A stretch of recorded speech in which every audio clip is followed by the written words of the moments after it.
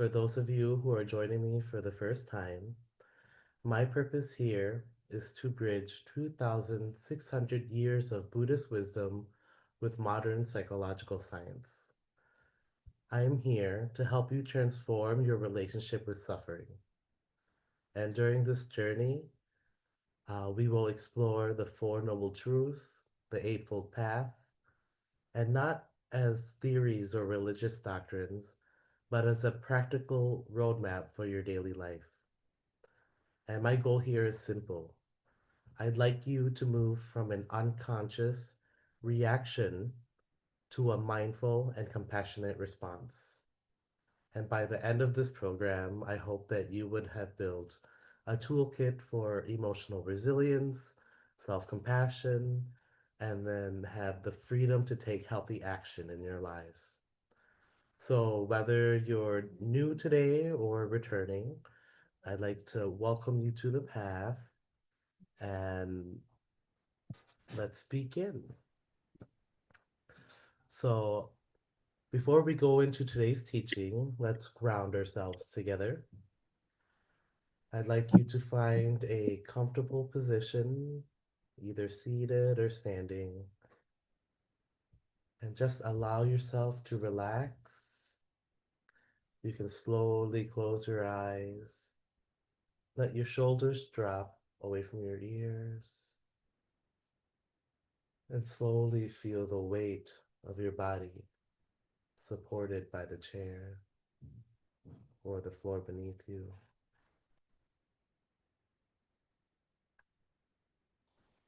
And I'd like you to just bring your attention to your breath. Focus on the natural rhythm of your breathing.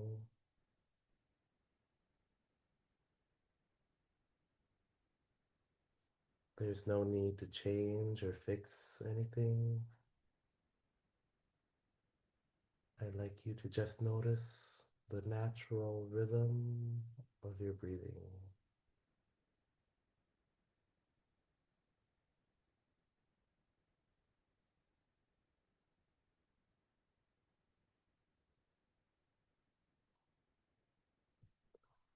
Now, I'd like you to take a moment to just acknowledge your day so far. All the tasks you've completed, the conversations you've had, all the effort you've put in today. Just bring gentle awareness to it.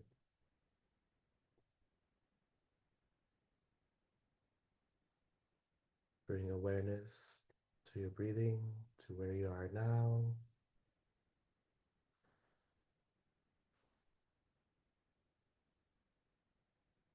Allow yourself to just relax and settle in.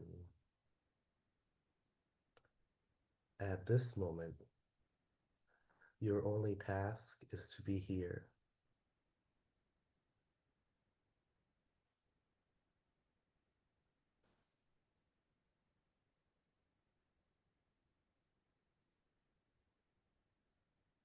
And when you're ready, I'd like you to slowly open your eyes and join me for today's session. So, today I'd like us to explore what the Buddha uh, taught us was the four divine abodes, or the Brahma Viharas. They are the four qualities of the heart and mind. And the Buddha systematically uh, taught us these mental states that will directly support our well being and help us navigate our families, relationships, and our unique living and unique challenges across different cultures.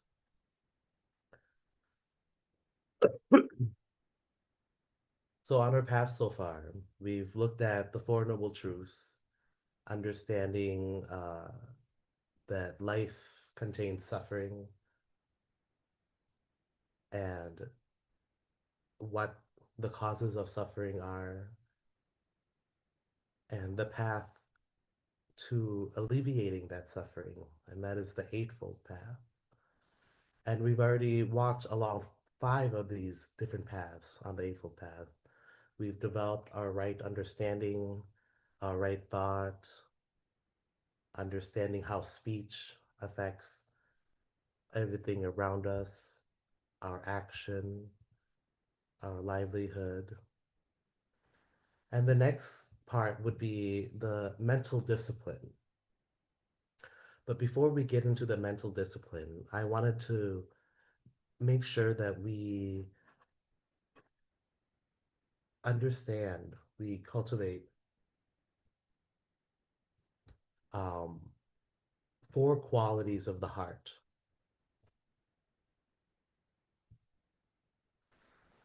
So, so before we get into right effort, right mindfulness, right concentration, I decided to look at the four Brahma Viharas. So these qualities, known as the four Brahma Viharas, are also known as the divine abodes. And the Buddha taught us these four qualities as a trainable mental state that directly supports our well-being. There are especially then these are especially valuable to a lot of us today as we navigate different life transitions, managing families, relationships, and then as many of us are, we face unique challenges of living between cultures. So let's look at these four divine abodes. And if you've joined my sessions before, I've mentioned these before, but I just wanted to take a little bit deeper look into them. So the first one, metta, or loving kindness. So this is the wish for all beings, especially ourselves, to be happy. And if we think of it like the mother's love for her child, but extended universally, that unconditional love for all people, beings, animals, plants. So we're extending that love unconditionally to all around us.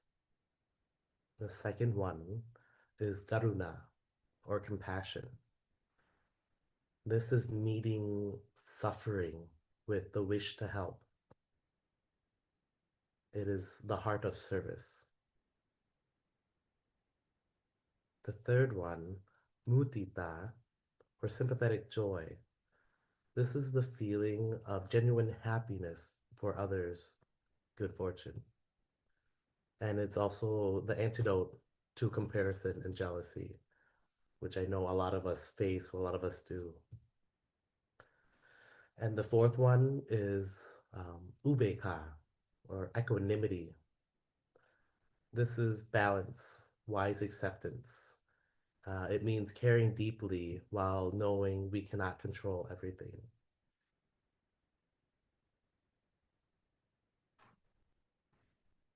So now, let's see how these fall in, how do these show up in real life?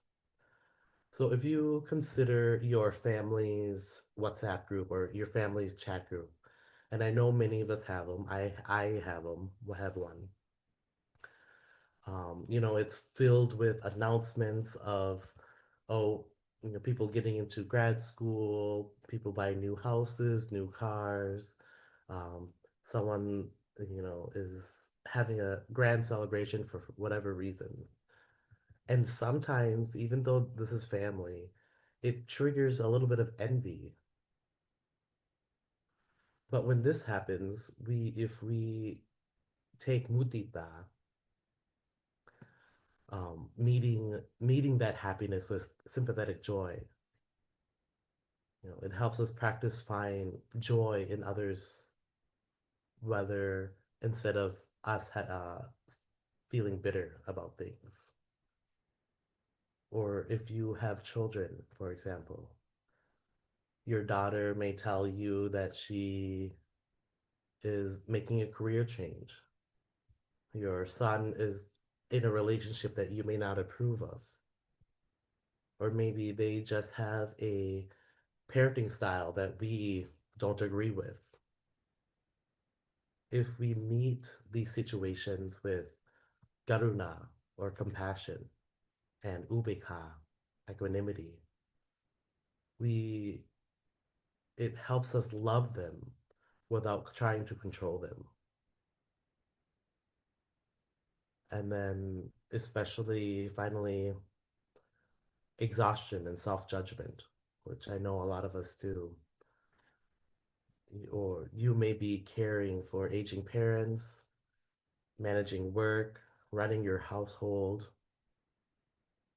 and you judge yourself for not doing better.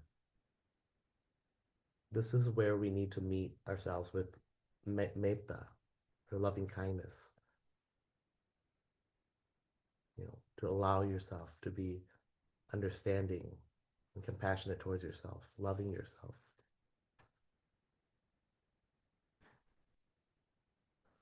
It's important to understand that these heart qualities are not separate from our meditation practices or from our Eightfold Path that we're journeying on. But these four heart qualities help prepare us for the final three paths of the Eightfold Path, which we'll get into the next few sessions after the holiday break here.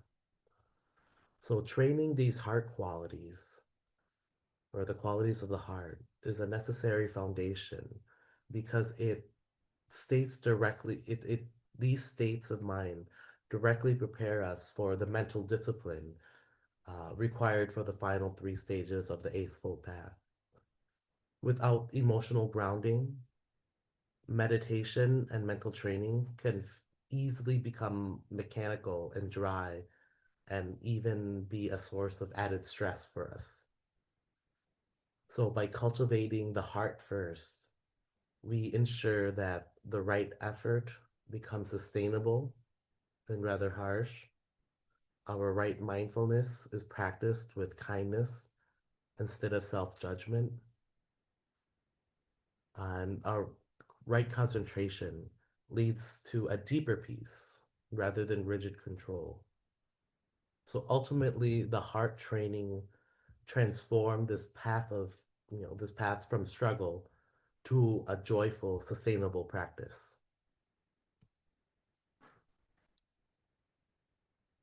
So let's put these ideas into practice now. And we'll start with metta practice. So if you've joined my sessions before, I normally do a closing metta, which we'll also do today, but for the purpose of this lesson on the Brahma Viharas, let's do one together, and it will continue into Karuna also. So um, just listen to my voice. You may also repeat after me if you'd like, but I'll give you a guided practice through. So, again, I'd like you to get comfortable into any seated position or standing if you can. If not, you can just listen to this practice and practice it when you are available.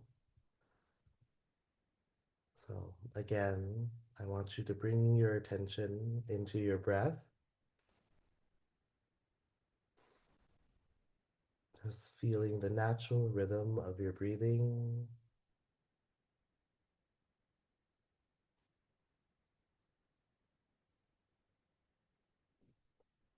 There's no need to change your breathing.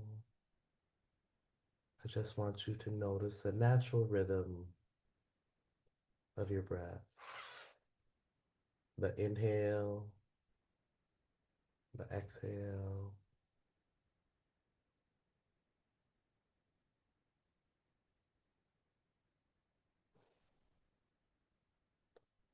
Now, if you'd like, you can put your hand on your chest or whatever makes you feel comfortable. And I know this practice can feel a little uncomfortable for some of us, especially when we've been, taught that self-care can be selfish.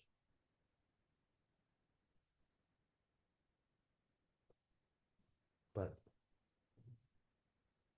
loving yourself is the first step before we can provide love and care for others. So I'd like you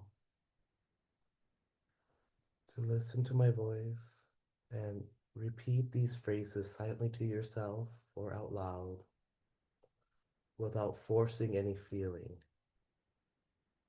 We're here to just plant the seeds of intention.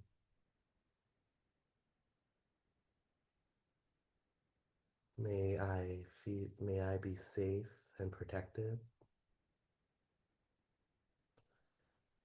May I be healthy in body and mind. May I live with ease. May I be happy.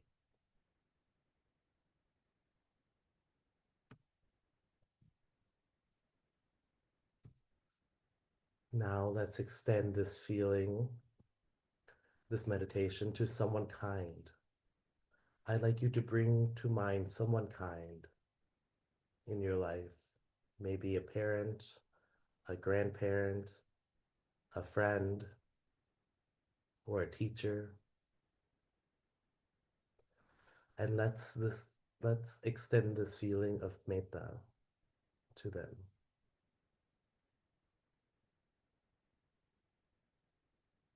You may repeat after me or silently.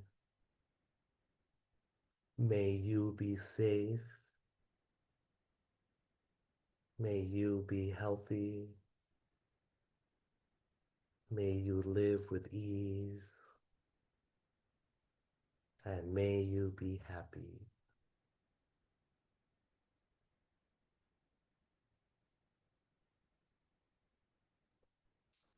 Now I'd like you to bring another person to mind.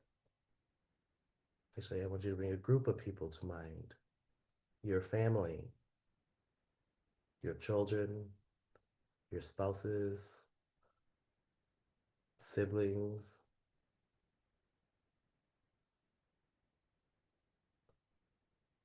whatever the relationship is. We can wish them well while maintaining boundaries.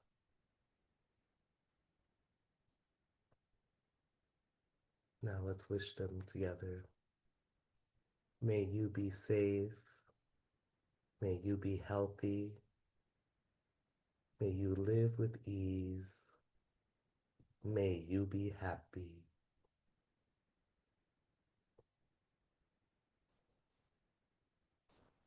Now, finally, we're going to extend our hearts, extend this feeling, this metta to all beings, to everyone in this session, to our neighbors, to our family that are close and far away. May you be safe. May you be healthy. May you live with ease. And may you be happy.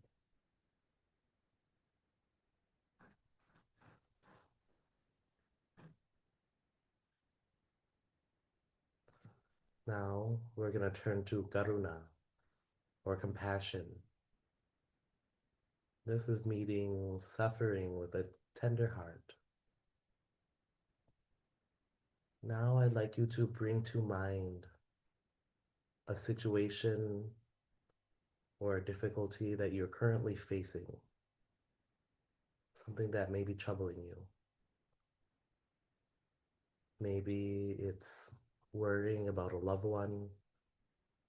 You may have health concerns, work stress, or just being exhausted from everything.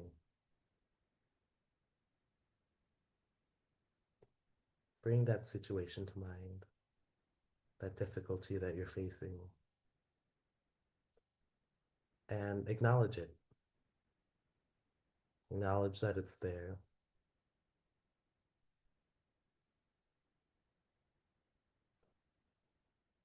Now, with great gentleness,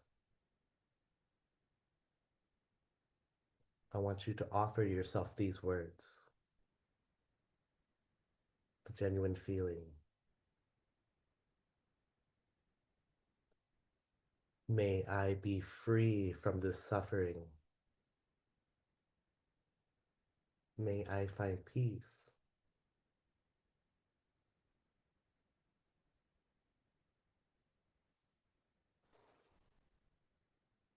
Acknowledge to yourself, this is genuinely difficult, and I'm doing my best.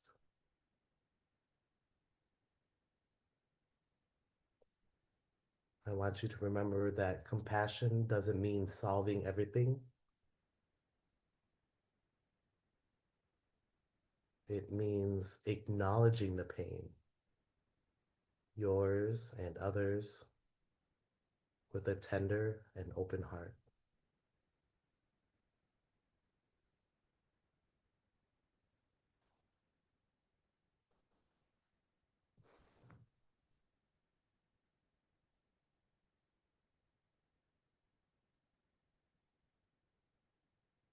I hope that you've felt the genuineness of metta and karuna in this practice.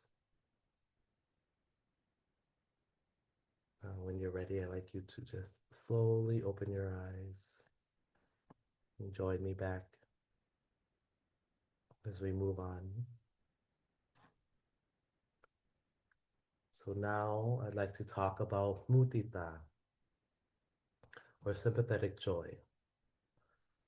And I know that mudita, sympathetic joy, can be a little difficult for a lot of us, especially in South Asian communities, Southeast Asian communities. Um, for many of us, we grew up in constant comparison, either being compared to brothers, sisters, cousins, other family members. When we can, but when we can only feel good about our own success and bad about other success, we cut ourselves from 90% of the joy that is available in life. So now we have the wisdom of mudita. When you see a friend's grand wedding, you can say, oh, may their happiness continue. May their love flourish. Or when you see a colleague getting promoted, say, good for them. It doesn't mean you failed, but you're celebrating.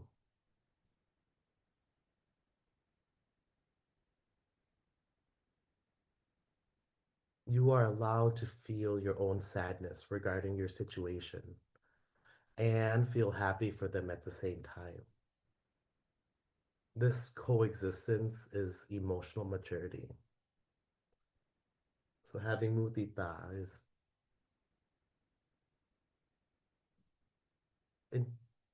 genuinely being happy, regardless of any situation.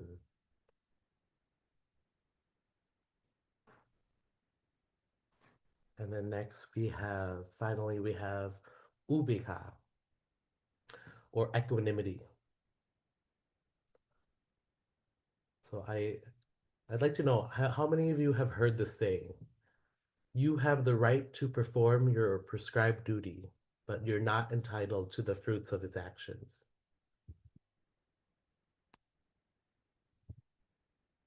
Who I has heard have. that? It's in Gita. It's in the Bhagavad Gita. It says that you do your action, but don't look for the results for it. You just surrender to God. Yes. So this is equanimity, doing your best and releasing the control of the outcome. So for parents of adult children, you raise them, you love them, but now they make their own choices, and you can only offer guidance, and you can't completely control their path.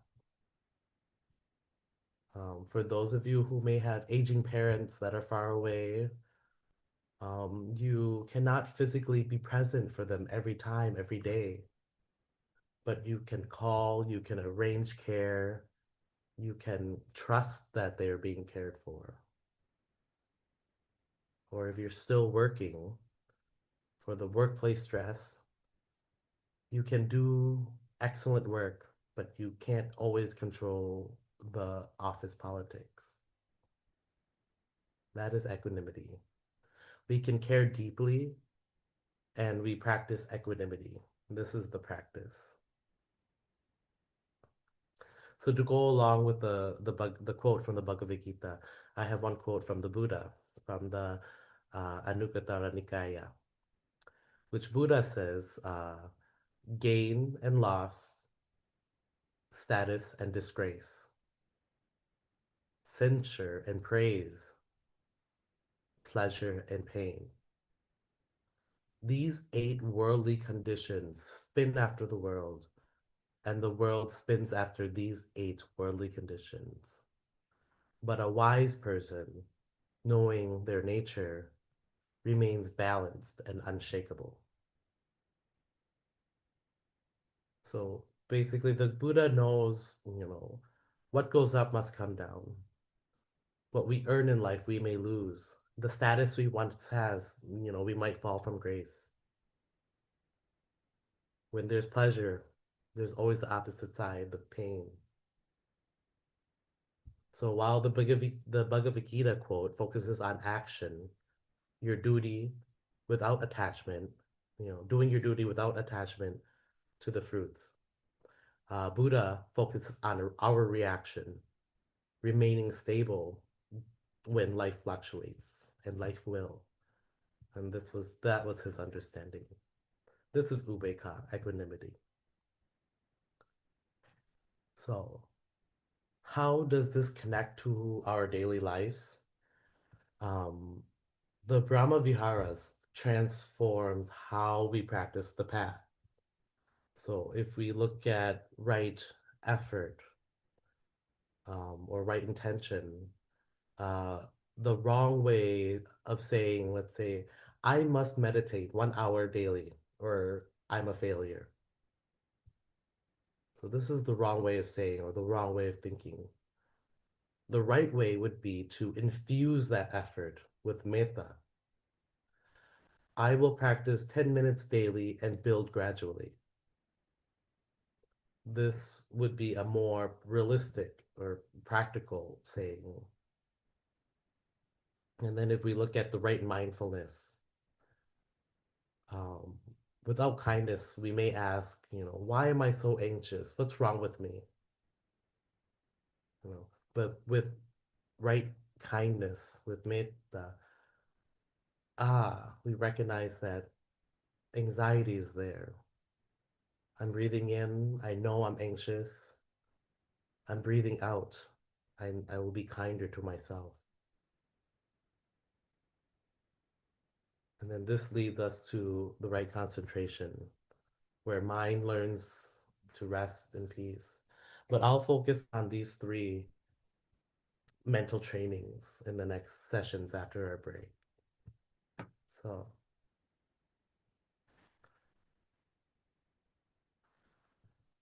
so now we've talked about the four Brahma Viharas, how we can cultivate them, and how we can meet different situations in our life with um, compassion, love, equanimity. So these are 6 activities that I'd like you to keep in mind. I'll send them into the group once in a while, not today, but in a few days. I'll send them into the group as a reminder. And I'd like you to try to um, pick one of these home practices. and do them when you can. And they're very simple, I promise you. Okay, so the first one, 5 minute morning metta. So while you're having your morning chai or coffee, before getting onto your phone, checking social media, I'd like you to sit. Maybe you have your tea or coffee made already, and you're waiting for it to cool. Just take 5 minutes or a few minutes to just do a quick meditation. If you don't want to meditate, you can just set your intention by just closing your eyes and just say, may I be happy. May my family be well. May all beings find peace. And that's it. It'll take less than 5 minutes, I promise you. The second activity you can pick is the 2 minute compassion check. This takes a little more effort. Um, I'd like you to set an alarm midday or during a time of day you know that you're a little bit busy. Set an alarm. And then at that time when it goes off, I'd like you to ask yourself, what do I need right now? And offer one kind phrase. Because I feel like most of us go throughout the day helping others, worrying about others. But even a small 1 minute to ask yourself, have you actually ever done? I know that I rarely do, even myself. So having that compassion check for yourself. The third activity is bedtime gratitude and mudita. This is just a reflection. So before you go to bed, I'd like you to try to recall three good things that happened to you and one good thing that happened to another person. So this will be practicing our gratitude and sympathetic joy of mudita. Um, you could also pick equanimity, which is when someone upsets you or you're in a situation where you're uh, frustrated, like you to pause and take 3 deep breaths and then say, I care deeply and I cannot control this. What I can control is my response. So this is just pausing, making yourself pause and reevaluate the situation. And then the next one, social media practice. This can set our um, sympathetic joy for others because I know when I go through my social media, I normally see a lot of achievements, a lot of announcements, a lot of happy people. So to prevent envy, we practice mudita, and you can do it by setting your intention before going onto social media, being aware that whatever I see, you know, set your attention and say, I practice mudita, may I practice sympathetic joy when seeing others' posts. May their joy continue so that then you can enjoy social media without comparison and without judgments and thoughts. And the last activity is, especially since we're going to the holiday season, we can practice our family call.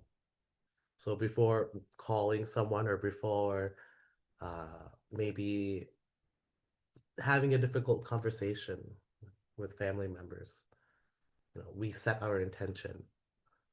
May this call go well. May I listen with compassion. And then afterwards, telling yourself, I did my best. May we find peace. So a lot of this call two things. Um, in order to do these activities, you need two things. You need intention.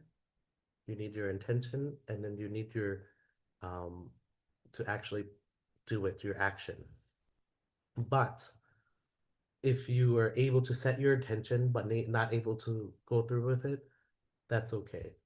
If you're able to practice, but you didn't set your attention, but you noticed it, that's okay also. Just remember that we're taking small steps in cultivating these skills. So whenever you notice, whenever you can, when you notice, when you set your attention, great. If you haven't been able to, but you were able to practice, great. But if you weren't able to practice, and at the end of the day, you realize I haven't done any of these, that is also good because you're building new pathways and you're making new habits, and they will take time to slowly build.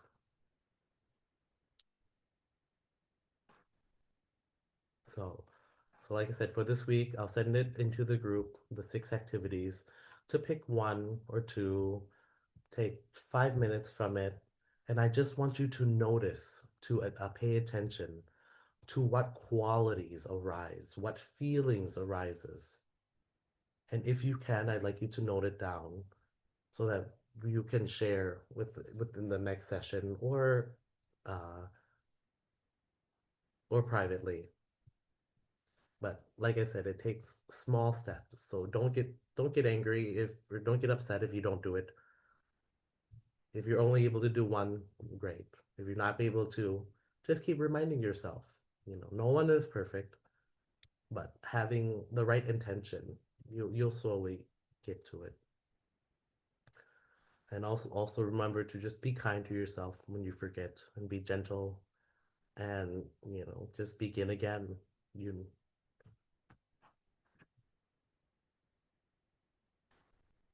so so before I go into the closing meditations, um, I just wanted to offer one word, just one little message. As we enter into this holiday season, wherever you are around the world, our hearts hold a complex mix of joy and obligation and connection and stress. And this is exactly where our practice can come alive. Remember that the four divine abodes are not just ancient concepts, but they are here as protective toolkits for every family gathering you have, or just quiet moments alone. So when the expectations pile up, I want you to practice metta, or loving kindness, first for yourself, and remember that you cannot pour from an empty cup. And when you encounter difficult family dynamics, or when you encounter difficult family dynamics, I want you to bring in karuna, or compassion, understanding that everyone carries a hidden struggle. And when comparison arises during all the updates of success and grand plans, lean into mudita, or sympathetic joy, to free yourself from the envy. And amidst all the chaos of the traveling, listening to different opinions, I want you to hold on to ubeka, or equanimity, caring deeply, but releasing the need to control the outcome. So during your break, during this holiday season, I don't want you to aim for perfection. I just want you to aim for small moments of awareness. One breath of patience, one moment of genuine joy for others, one act of kindness towards yourself. So I want you all to be safe and be peaceful for this holiday season. Now, does anyone have any questions? We can go into a little talk discussion. Thank you very much, Rhendy. It's Madhu here. Hello, Sorry, my Madhu. phone. Yes, thank you very, very much. It is just what I needed to hear. Thank you from my heart. It just makes so much sense. And thank you for the support, wholeheartedly, so nicely explaining. And it's just now our practice. So we know we will definitely get there. We thank you for that. And also, if I can humbly ask, will this, what we've, what you just showed us, be in some sort of a message that we can look at it again? Because obviously, we can forget. So, in order to be able to be a little bit more, conscious of everything, we can get back to our knowledge all the time. Sorry, Randy. So I just wanted to ask if it will be sent, whatever you have, we've been through today, if we can able to, see it as well, so we can practice it better. But thank you for this. Appreciate it so much. Yes, yes, of course. I will definitely send in some reminders, some notes periodically within the group. The last few, nor I tried doing sending in the groups, I think a few weeks ago, actually quite a while ago, but then I had started getting busy with school and exams. But now I'm on my Yes, holiday break, so I'll work on some of my little messages and reminders and tools and activities, and I'll send them in periodically in the groups as a reminder so that we're not waiting for 1 week, to get a refresher. yes. Especially since we're going into this little break, this holiday break, I will definitely send updates and information through. So don't worry about it. And Okay. also, this Thank you. this Yes. session will be streamed live, and I'm sure we'll be able to watch it online again soon. So Okay. Okay. Thank you very much. Really appreciate, and we wish you well, and wish to continue. And God bless. Thank you so much. It is so good, and it means the world. Thank you very much.